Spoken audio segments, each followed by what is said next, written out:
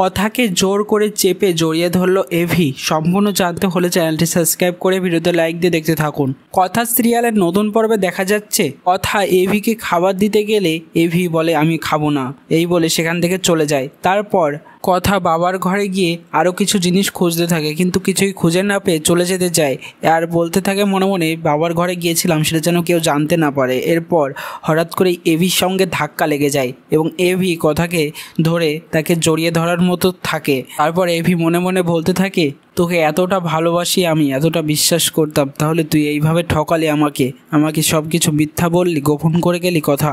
এইদিকে কথাও বলতে থাকে আমি না হয় ভুল বলেছি, মিথ্যা বলেছি, তাই বলে আপনিও এইভাবে কষ্ট দেবেন পাচক মশাই আমাকে। কথার প্রতি অভিমান এখনো ভুলল না এভি। কথা কি পারবে সেই অভিমান ভোলাতে, সেটা এবার দেখার। কেমন লাগছে কথা ধারাবাহিকটি তাওতে অবশ্যই কমেন্টসে জানিয়ে এখনই সাবস্ক্রাইব করে নাও আমার ইউটিউব চ্যানেল।